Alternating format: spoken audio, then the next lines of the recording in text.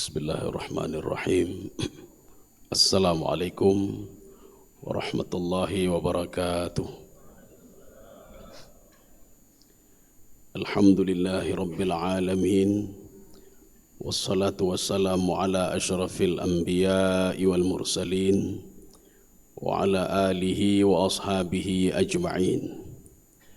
Raditu billahi rabba wa bil islami dina wa bi Muhammadin nabiyya wa rasulah. Rabbi shrah li sadri wa yassir li amri wahlul 'uqdatam min lisani yafqahu qawli. Allahumma ja'al jam'ana hadza jam'an marhuma wa tafarruqana min ba'dihi tafarruqan ma'suma. Kaum muslimin dan muslimat sidang jamaah salat zuhur yang dirahmati Allah Subhanahu wa taala. Ada dua hadis dari Rasulullah sallallahu alaihi wasallam. Kalau kita lihat hadis ini saling bertentangan satu sama lainnya. Ini menurut kita. Maka di dalam kajian ilmu hadis, law ikhtalafa haditsani fa alaihimal jam'u. Kalau ada dua hadis yang saling bertentangan, maka hadis ini dikumpulkan dulu.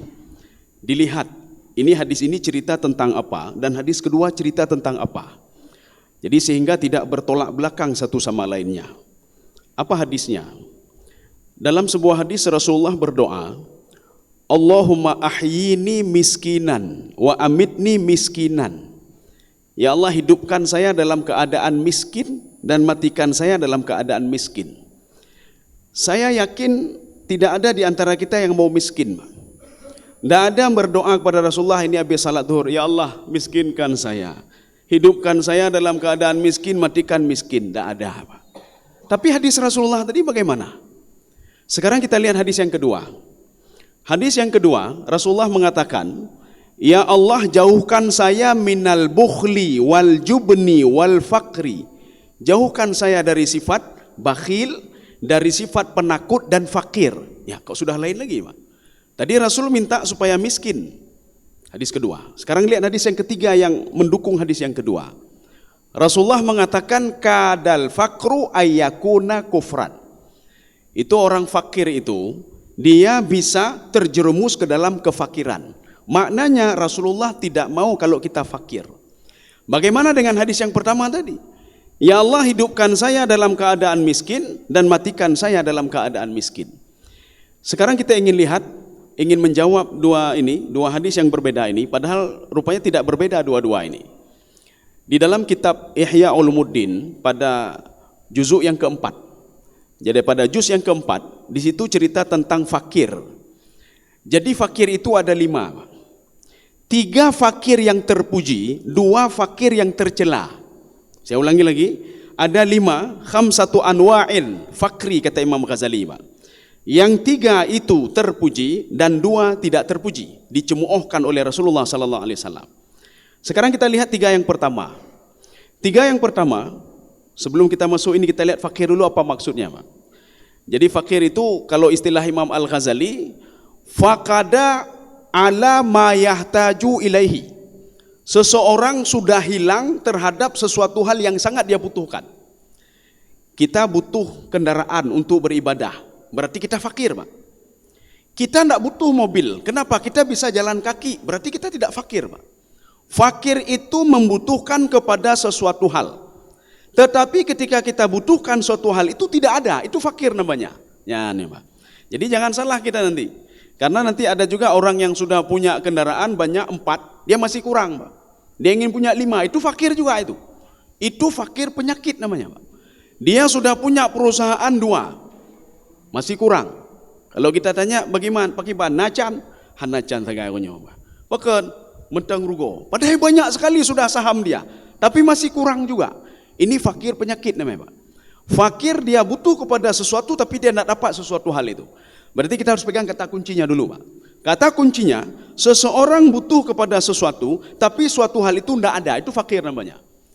Makanya 3 yang terpuji. Yang pertama, Rasulullah butuh sesuatu. Ya, Pak. Kemudian diberikan oleh Allah. Ketika diberikan oleh Allah, hayya'ahu haraba minhu wa khafa minhu wa ta'adza minhu. Rasulullah SAW ketika diberikan oleh Allah, Rasulullah nak mau Pak? Jangan. Wa ta'adza.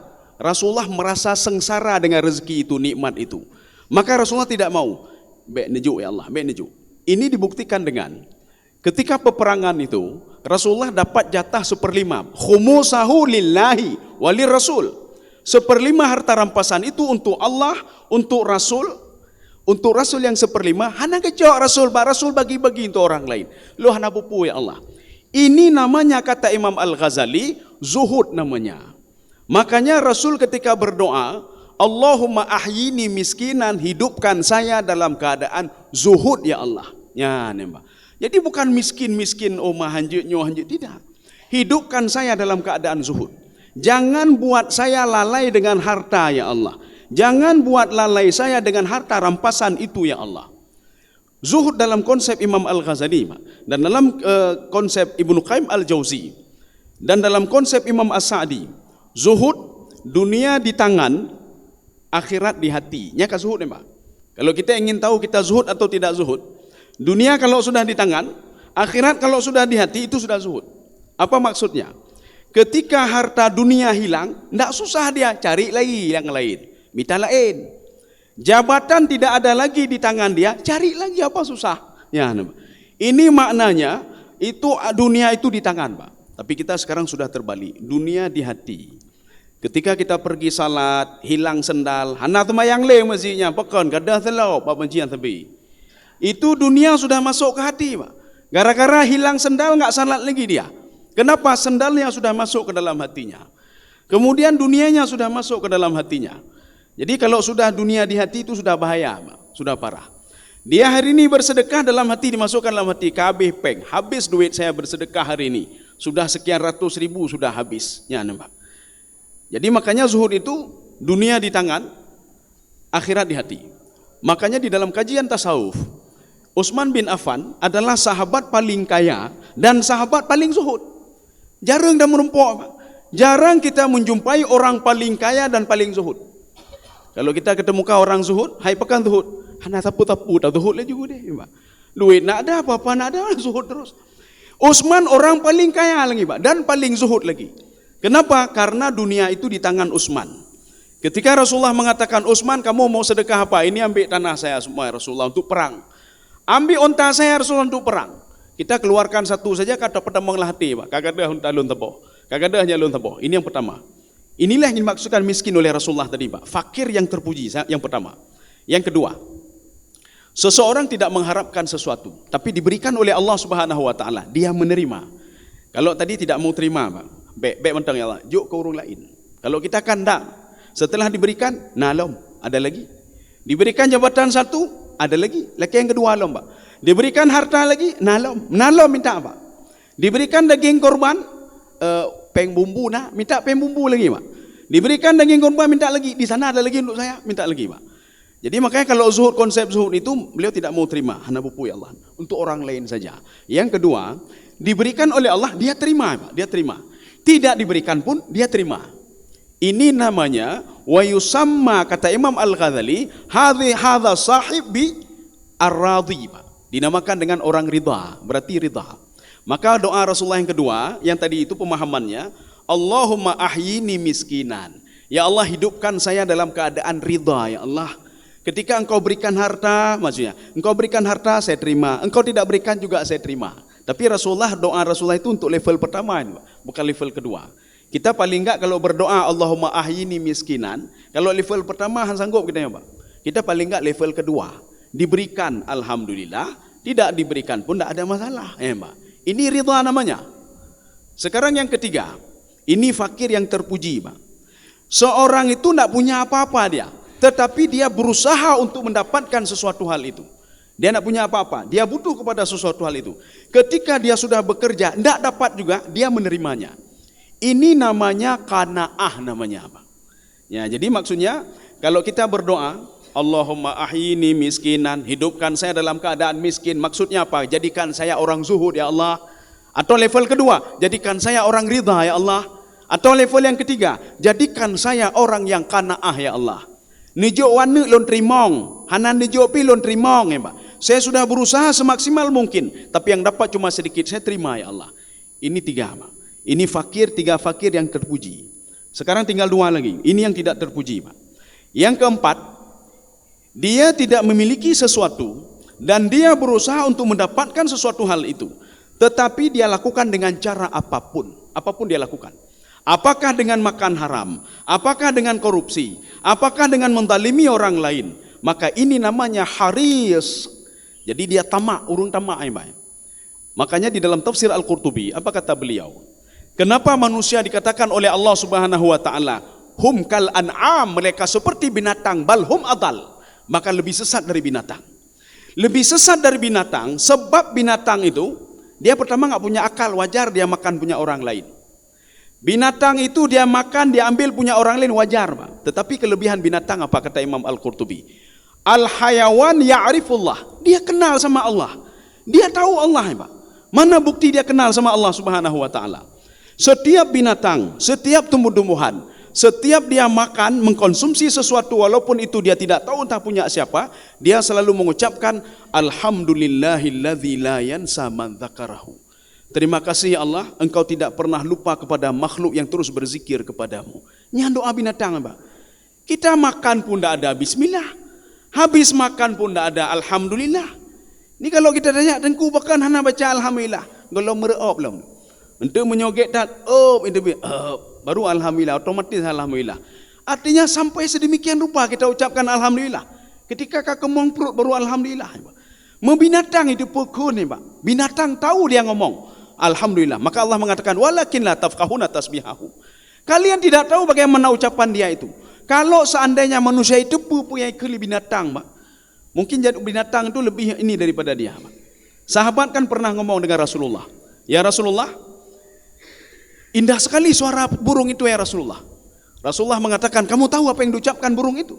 Tidak ya Rasulullah. Dia tahu enggak? Pertama sekali diciptakan dalam keadaan buta. Jadi dia itu ketika lapar minta makanan sama Allah. Yang burung tadi, Pak. Artinya dia tahu mintanya kepada siapa. Jadi burung itu, Allah memberikan pemahaman kepada Rasulullah untuk bisa memahami bahasa burung. Burung itu mengatakan, sya'artu bil ju'i, khalaqtani a'ma wa sya'artu bil ju'i, at'imni ya Allah. Ya Allah, engkau ciptakan saya dalam keadaan buta. Saya sudah lapar ya Allah, berikan makan saya ya Allah.